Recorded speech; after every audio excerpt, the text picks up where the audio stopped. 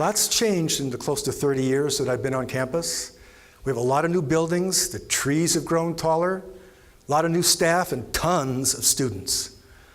However, one thing is constant, and I felt it the first time that I came here on the interview, and I felt it every day since. This is a university that cares. And as we've grown, we've continued to care. It's part of the DNA of our campus culture, and our campus culture expects us to look out for one another, to mentor new faculty and new staff, to support our established academic and administrative faculty, and to help our students find their path so they too can become needed leaders in whatever area that they've chosen to study. We're at a most exciting time in our university's history. The connection between the campus and the city is tighter than it's ever been. When I came in 1988, the city was down there and the university was up here. Now, the city and the campus are both here and there, only separated by semi-permeable boundaries. We're reaching out to our community partner in business, innovation, and education, and in turn, the community is reaching back to us and spending more time on this campus than they've ever spent. And life here on the Hill is also dynamic, and I'd like to speak briefly about some of the issues that are facing us today.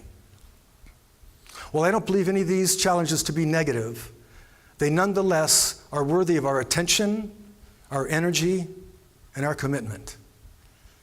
First and foremost is diversity.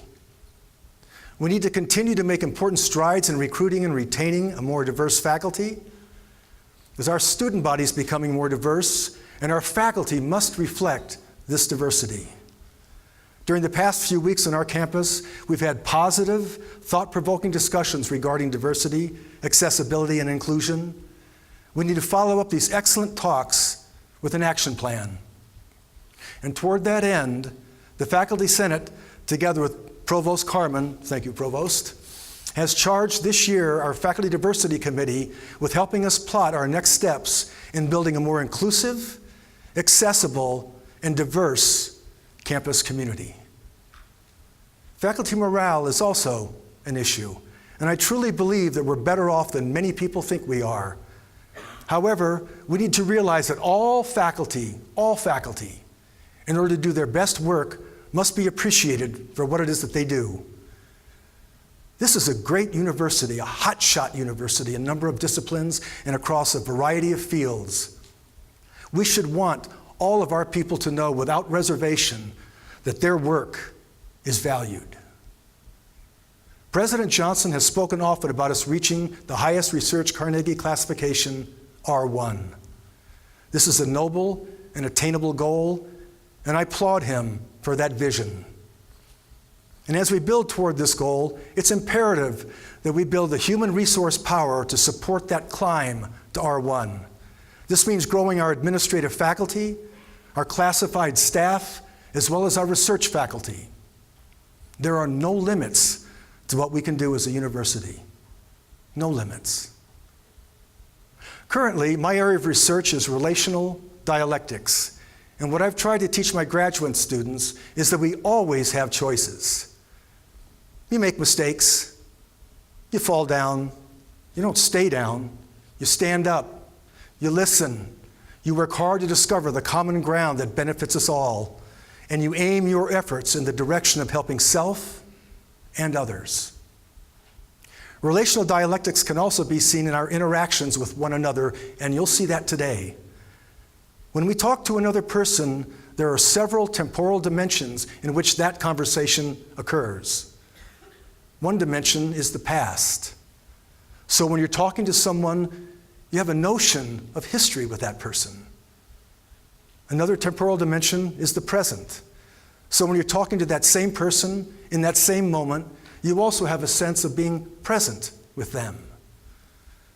And in addition to the past and the present, you also have a sense of the future.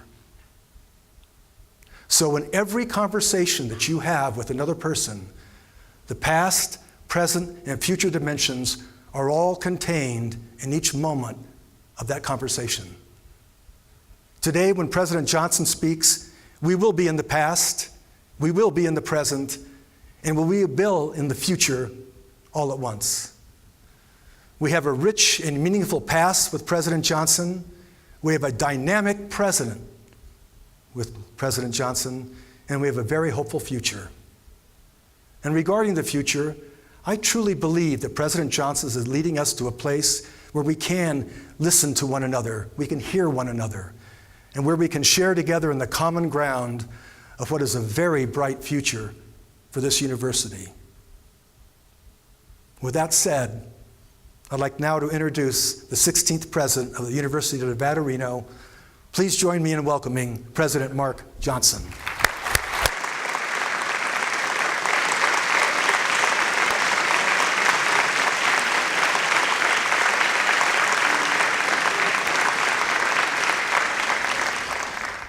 Thank you, Tom.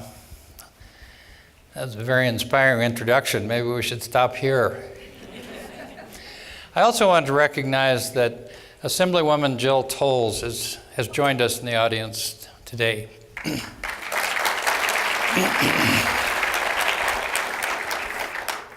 Thank you all for joining us today to hear this progress report.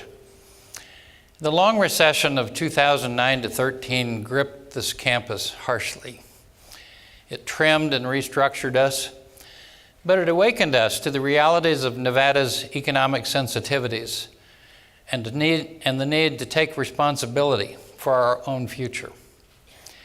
We came out of the recession with a greater sense of cooperation and cohesion, resulting in a greater entrepreneurial spirit and momentum reflecting resolve to be a top-ranked university, to match the talents of our remaining professional employees, and to serve the expectant group of well-prepared students who chose the University of Nevada, Reno because of our promise to offer an educational experience worthy of their preparation.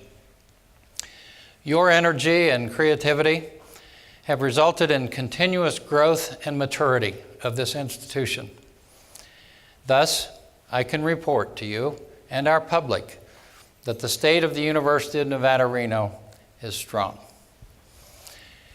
Based on this momentum and energy, we've grown and matured in every dimension. We are following a strategic plan which is aggressive in each of the dimensions with outcomes which can be summarized in 3 big goals first described in 2013. Respond to enrollment growth with quality experiential learning and move toward a student-to-faculty ratio of peer median 18:1. Develop a high-impact research university measured by the Carnegie classification R1 and serve as a pillar of economic development for the new Nevada. Last spring, the Chancellor and the Board of Regents performed a periodic review of me as president, and one of the concerns the review team discovered was that while employees of the university generally appreciate the direction the university is going, encapsulated in these 3 big goals and the objective to achieve them, there's lingering uncertainty about how we can possibly achieve these goals on an aggressive timeline and whether there will be sufficient resources to succeed. So my objective in this address today is to provide a midpoint progress report on actions being taken to achieve these goals and how we're paying for them. I'll start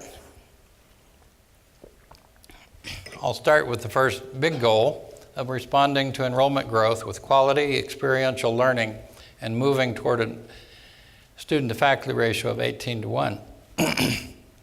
So why is this important? First, Nevada's population is growing, and as a state university, we have a responsibility to serve well all who qualify. Second, the sophistication of our traditional industries and economic diversification of Nevada demands a rapidly increasing number of professionally educated individuals in all of our fields. People in nearby states are finding educational and employment opportunity in Nevada because of this growth in knowledge-based industry. Third, A lower student-to-faculty ratio provides more opportunities for student-faculty interaction, the cornerstone of deep learning.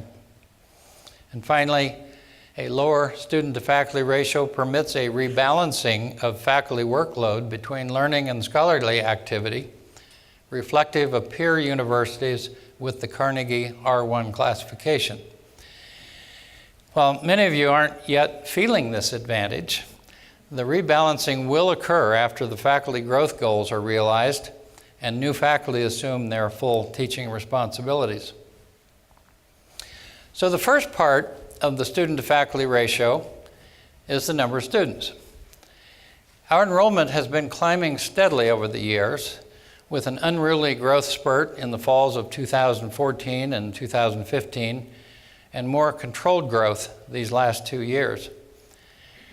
The current census headcount number is 21,657, nearly 22,000 students. Former Chancellor Dan Claich once asked me if we were lowering standards to attract more students. And of course, we wouldn't even think of that. Actually, the quality of preparation of our students continues to improve, with higher average freshman ACT scores, higher average high school GPAs, attracting increasing numbers of National Merits finalists, National Hispanic Scholars, and Presidential Scholars, and diminishing special admits. Only about 30 of the special admissions students this fall actually were below our standards and had to be reviewed by a committee. Reflecting our values of diversity and inclusion and our heritage as a land-grant university, the University of Nevada, Reno remains an access university. The emphasis on access and inclusion has resulted in growing ethnic diversity in our student body, with 37% of our students as students of color. We support, among several different student groups, low-income and first-generation students to build confidence in their ability to attain a degree through the Dean's Future Scholars, Upward Bound, and Gear Up programs. Our colleges provide many summer enrichment camps for middle and high school youth to acquaint them with the university experience. Financial aid packages have grown to the tune of $150 million a year in scholarships and loans to make college affordable. Once the students arrive on the campus, we provide a wonderful, challenging, 24/7 college experience, which provides many options for experiential learning in the classroom, civic engagement, service learning, undergraduate research, study abroad, and discovery labs like the @ONE and the De La Mare Library. Nevada Fit, which Provost Carmen brought to us recently, reached 1,450 participants this fall, which prepared them for their first semester of class. Residence life and student government focus on engaging students in social, fitness, and leadership activity. We have intentionally built the William N. Pennington Student Achievement Center to gather the services designed for graduation success, and the E.L. Wiegand Fitness Center to encourage physical fitness and emotional release during the college years. Adding these facilities to the opportunities for social and leadership growth in the Joe Crowley Student Union and intellectual growth in the Mathewson IGT Knowledge Center and Davidson Math and Science Building creates an excellent set of facilities in service to our students. The planning of these services and facilities is intentional to provide the type of university environment for an excellent and successful university experience. The result is a strong freshman to sophomore retention rate and strong graduation rates. The large increase in our 4-year graduation rate suggests that the 6-year rate will be rising soon. The total number of degrees awarded is also increasing, with nearly 4,400 degrees awarded last year. The second part of the student-to-faculty ratio is the number of faculty. When we set our goals for a student-to-faculty ratio and the research growth to R1 back in 2013, we used the universities of Utah and New Mexico as examples and projected that we would need to increase faculty size by 400 positions, with at least 300 on tenure track. Creating faculty positions in a balanced way requires funds for salaries, startup funds, graduate teaching assistant positions, and administrative assistant positions. Also, enrollment growth requires additional academic advisors, librarians, teaching and learning technologists, disability resource center specialists, financial aid advisors, cashiers, police, and more. This requires a lot of revenue growth. State funds, student fee funds, contracts and grants with indirect cost recovery, and auxiliary enterprises each generate roughly a quarter of our revenue. So the university has available about half of our revenue in state fee and gift funds, which can be used for operations of our basic functions. State funds grow through the state funding formula with increases in weighted student credit hours finished. And we are entering the third year of registration fee increases of 4% per year for 4 years. Therefore, increased enrollment and increased fees have resulted in significant revenue growth, which we have used intentionally to support faculty and other position growth. Since 2014, we have added 217 faculty positions, 80% tenure track, 162 GTA positions, and 43 administrative assistant positions, plus many other employee positions to support this growth. So we're about halfway there to our goal on the number of faculty positions. The faculty positions have been distributed through 2 competitive processes, both of which have relied on proposals coming up from departments through deans for either individual positions to address teaching demand or clusters of positions designed to create critical mass faculty units to build national impact in a few areas of research and graduate education.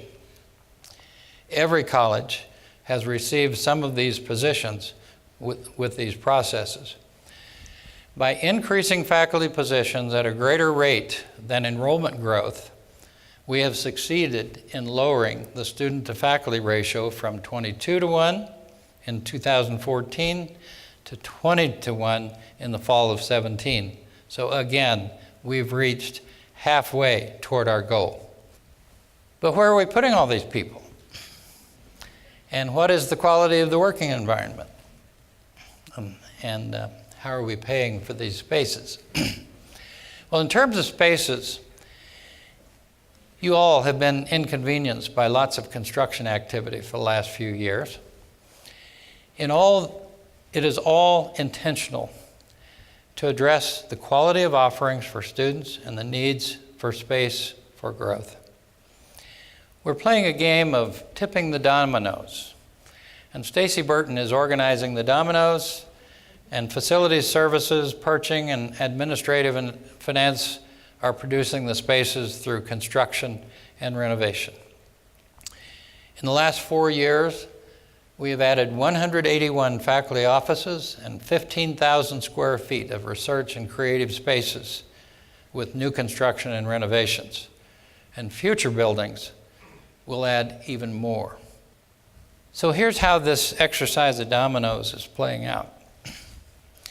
The addition of the William N. Pennington Student Achievement Center emptied Thompson Hall, which has been renovated for several liberal arts units. This opened space in Mac Social Science as well. The addition of the E.L. Wiegand Fitness Center has provided opportunities in Lombardi Hall for dance, community health sciences, and reallocation of the basketball courts for a women's and men's basketball practice facility. Palmer Engineering is the third building to be renovated in a year, which is part of our historic district on the Historic Register. The renovation is one step toward improving engineering facilities with an increase of 10 office spaces and 14 well-equipped experimental laboratories with great quality enhancements. The continuing education building on the west side of Virginia now houses administrative units, with academic units remaining on the core area of the campus. Student residences have been augmented with the opening of Peavine Hall with 350 beds in fall 2016, and the Great Basin Hall will open in fall 2018, adding 400 beds to replace the 147 beds lost when we took White Pine Hall down. Manzanita Hall will be returned to residential service with 100 beds in fall 2019 after significant seismic renovation is completed. A careful financial analysis has shown that these residence hall projects will be self-financed through student rents. This also allowed us to close Lincoln Hall as a residence hall and convert it to an academic office building. This brings us to our new academic buildings. Currently, a new 42,000 square foot University Arts building is under construction between Church Fine Arts and Mac Social Science. This building will provide a more intimate 300-seat recital hall, more office studios, and much-needed practice rooms for music, and a larger art museum and a laboratory for modern exploratory art for the art department, all with modern acoustics and environmental controls. The arts building will open in fall 2018. In June, Governor Brian Sandoval came to campus to sign the state's Capital Improvement Appropriation Bill. The bill contained a commitment of $41.5 million from the state to match $23 million in donor gifts and $23 million in student capital improvement fees to construct a 4-story, 87,000 square foot building for the College of Engineering, greatly expanding and modernizing the spaces for the college. And this college has been growing very rapidly in the last few years. The William N. Pennington Engineering Building will open in fall 2020. The next two academic buildings have been identified as a College of Business building and a Life Sciences building to be located in the Gateway area south of 9th Street. We're working currently on securing building pads for these buildings and a financing strategy for these expansions. The university has done a lot to grow office facilities for faculty, employee, and student growth, but we are still aware that quality laboratory spaces remain a challenge, and we're working on design and financing plans for this issue. I can't discuss facility expansion without congratulating the Facilities Services Department for implementing multi-year plans to replace the basic infrastructure across the campus, including cold water, hot water, electric, and gas distribution lines, which will set up the university for continuous uninterrupted service for the next 50 years. This campus is aging, but that doesn't mean that the basic services can't remain functional with modern technologies. So the last question, how are we paying for all this infrastructural development? First, I want to recognize the tremendous support of our donors for the gifts they have made to our building projects. Frankly, these building projects would not be happening without their faith and support for the university. In fact, in terms of total giving, the UNR Foundation has had 3 of the best years ever recently in terms of total giving to the university. Second, I want to recognize that students pay $16 per credit hour in their registration fees for capital improvements. Growth in enrollment directly impacts the ability to fund additional capital projects by providing a flow of funds to support long-term debt instruments. Third, I want to recognize that faculty add to facility improvements like the NIST grant that funded 80% of the new earthquake engineering building, and grant funds that provide indirect cost recovery, a portion of which go into laboratory renovations. The fourth source I want to recognize are the various units within administration and finance, and I thank them for identifying property assets which can be sold to provide funds for much more productive uses, and to design debt financing opportunities to make our money go farther. And finally, I need to recognize student housing and dining and other student services units for envisioning ways to grow and finance additional student housing capacity to respond to this enrollment growth.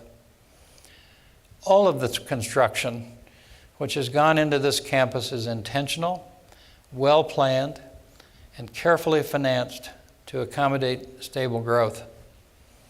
In fact, since 2012, the university has invested $458 million in capital projects, using only $65 million in state funds. So, financing, planning, and delivery of new and renovated facilities is accomplished by many donors, students, faculty, student services, and administration and finance professionals in very complex ways. And I would ask that you thank all of these people for their effort in improving our campus. Thank you.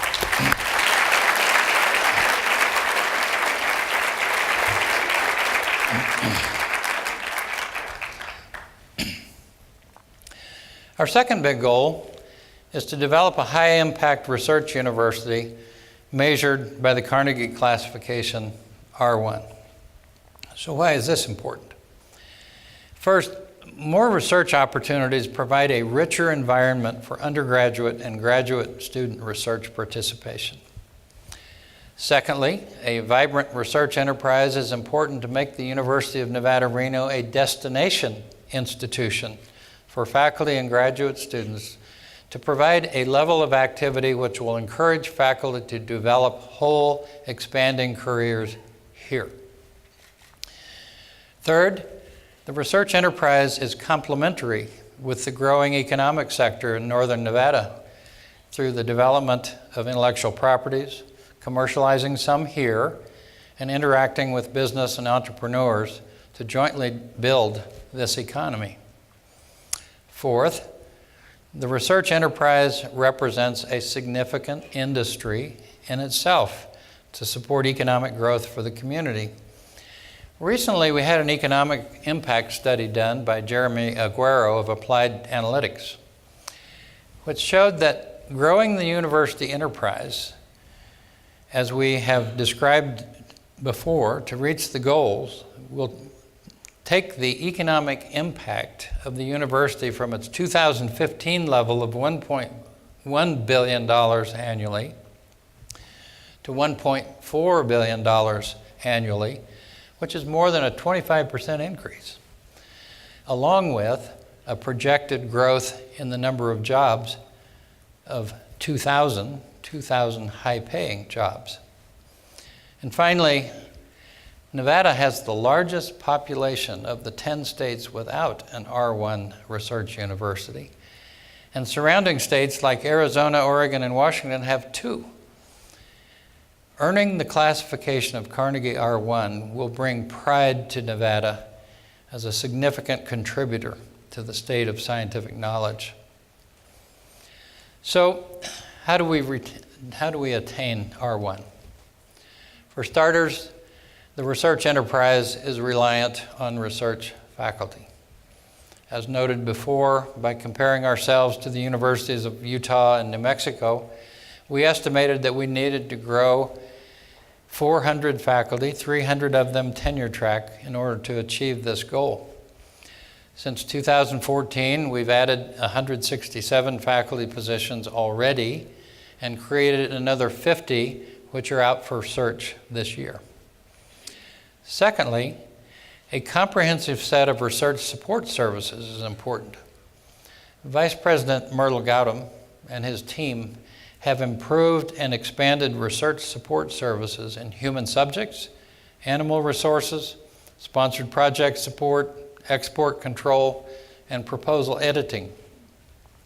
Reviews by our regulatory and accreditation bodies have been stellar, building a reputation that the University of Nevada, Reno is a mature place to support research. Attention to core facilities also has been a focus. Recently, equipment for high-performance computing has been purchased and installed, and Switch has contributed their resources to house the equipment and provide space, cooling, and security for the university's high-performance computing facility. I want to recognize Switch again for their contribution worth several million dollars over the next few years. A second major contribution for partnering with the university in developing the University of Nevada, Reno Innovation Center powered by Switch at 450 Sinclair Street. Dr. Gautam always has a request on my desk for financial support for the next core facility. Also part of research infrastructure for the application of technologies is the institutional apparatus to foster research and commercialization.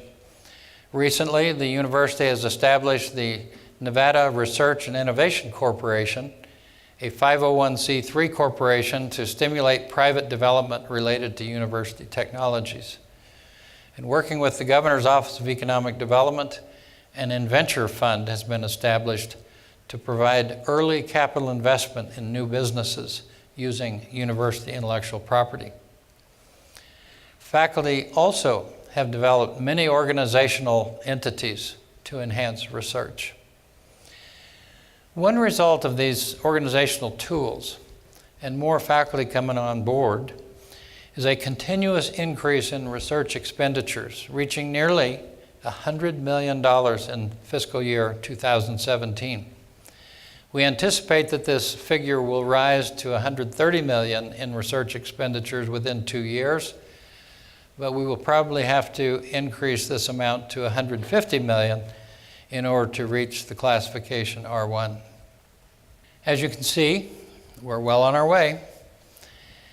I will restate, as I have many times, that the arrival at the classification of R1 is not as important as the journey to grow the research enterprise to warrant the classification, and the many benefits of a vibrant research enterprise for students, faculty, and the community. The third big goal is to serve as a pillar of economic development for the new Nevada.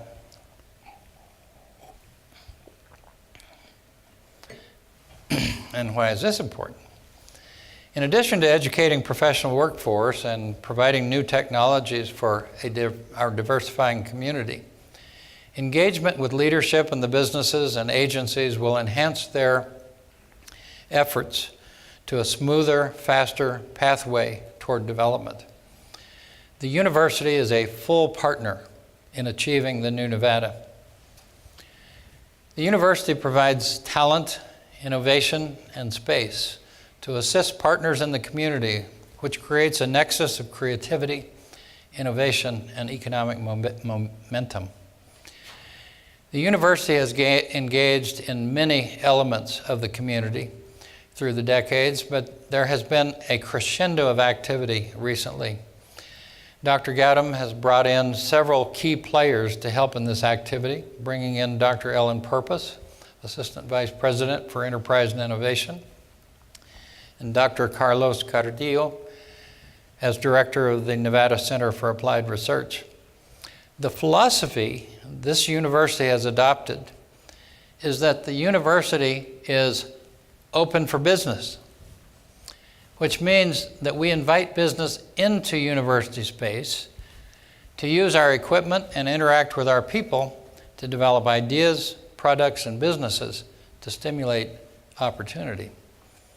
The Innovation Center has been open for just 2 years, and the productivity and the community connectedness of the center has gone far beyond our expectations.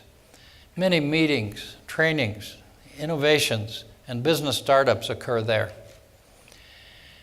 This university investment with the partnership of Switch is really paying off. Additionally, a biological entrepreneurship lab, the BEL, was created in the Applied Research Building to provide access to expensive analytical equipment for campus and community innovators. In just a few months, the BEL has attracted startup businesses to Reno from Chicago and the Bay Area because they just could not find similar equipment at good cost in other locations. Access is golden. Many other forms of engagement are occurring across the campus and across the state. Cooperative extension, Nevada Industry Excellence Manufacturing Outreach, Small Business Development, and the UNR Medical School are serving people and communities in all 17 counties of the state. The Nevada Seismological Laboratory has developed a new network of cameras located at their earthquake monitoring sites to provide the first warning system for wildfires in Nevada and Northern California. I recently saw video of the Woodchuck fire with credits given to the Nevada Seismological Lab.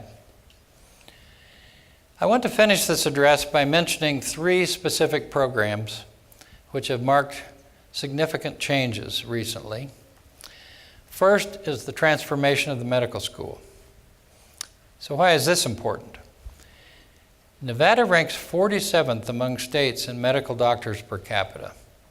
The University of Nevada School of Medicine was established nearly 50 years ago to fill this gap.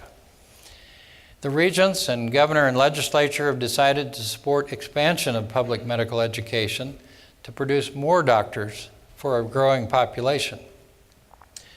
The medical school is going through a transformation by transferring 115 physicians and a total of about 300 employees of the University of Nevada School of Medicine Las Vegas operation to the new UNLV Medical School and developing the full 4-year medical school in Reno, now named the University of Nevada Reno School of Medicine.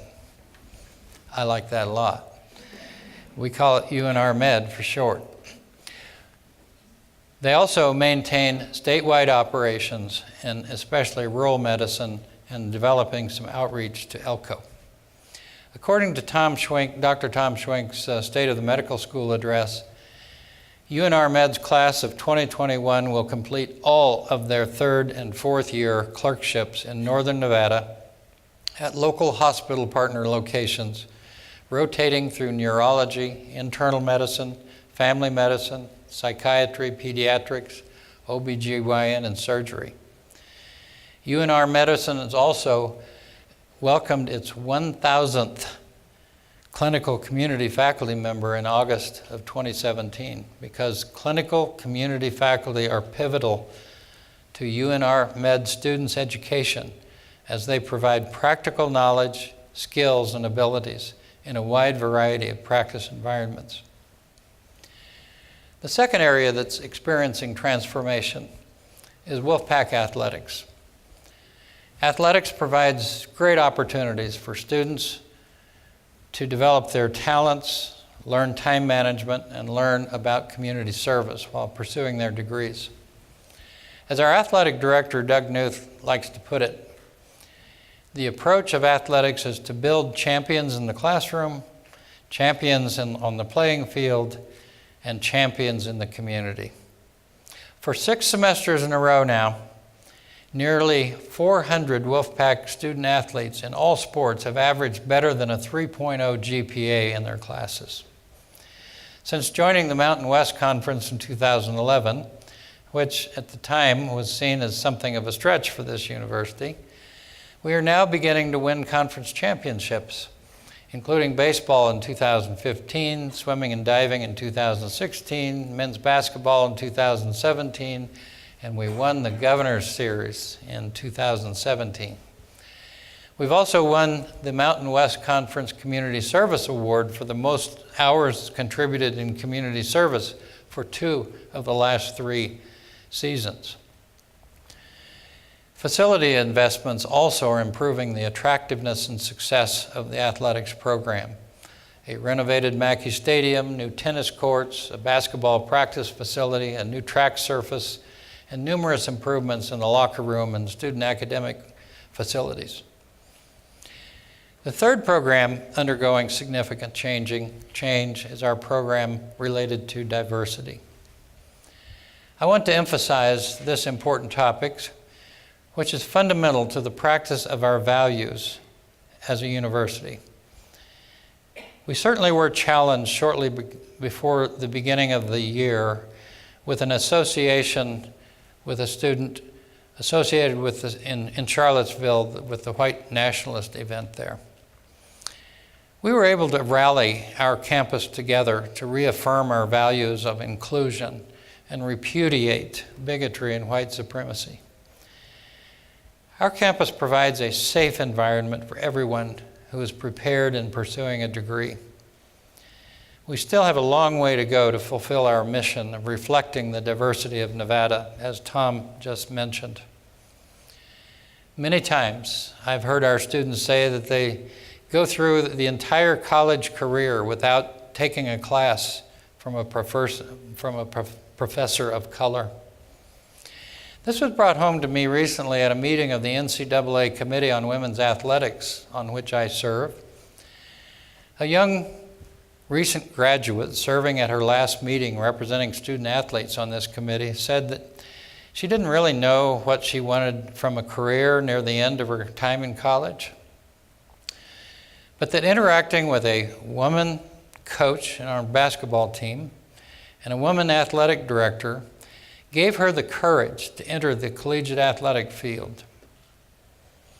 So role model faculty and other employees make significant impacts that they may not even know. Therefore, it's important that we continue to strive even more effectively than we have to diversify our faculty. The work of the Faculty Senate Diversity Committee was central to improving our faculty searches. This year, we are requiring that anyone on a search committee for a faculty position take implicit bias training before looking at applications. Additionally, we are investing in diversity by adding 11 positions this year, 6 tenure-track faculty positions in the Gender, Race, and Identity program between the College of Liberal Arts and Central Administration, 2 Title IX investigators, 1 community service specialist to help students and their families adjust to changing conditions, especially related to immigration issues, 1 website specialist to assure accessibility to websites and learning materials for the sight and hearing impaired students, and 1 position in the Office of Diversity Initiatives. The diversity core objective of the core curriculum is being reviewed at the request of students to assure that this element of the core curriculum focuses on providing experience and understanding of contemporary issues of diversity. And finally, significant effort is being devoted to help our deferred action for childhood arrival students, to help them find their way toward graduation through a very tense and shifting political and policy environment. Additionally, we have changed the paradigm for how we view diversity. In December 2015, the Board of Regents broadened the definition of the important dimensions of diversity to include the full range of protected groups, including gender, ethnicity, sexual orientation and preference, ability, socioeconomic condition, religion, and more. I have appointed Patricia Richard as Chief Diversity Officer to engage with faculty, staff, and students. She has formed a diversity council of professional leaders who bring expertise from a number of diverse interests to coordinate work and review policies relating to diversity, equity, and inclusion. Several workshops have been supported, like Safe Zone Ally training in LGBTQIA understanding, classroom management involving free speech, understanding race, VetSmart, and others. I encourage all of you to participate in these workshops to better understand contemporary issues of diversity, equity, and inclusion.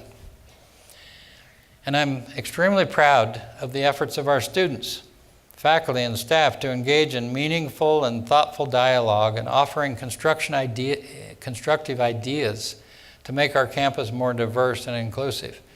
At the beginning of the semester, several faculty members drafted an open letter to our students which reinforced our core values and assured our students we are here to stand with them. I was proud to sign this letter along with the provost, our administration, and hundreds of other faculty and staff. Student activity in this area of inclusion and diversity has been remarkable as well. Our students continue to show us how to reach a better understanding of these important issues. Please join me in applauding our students for their energy and creativity and ideas in this area. Thank you.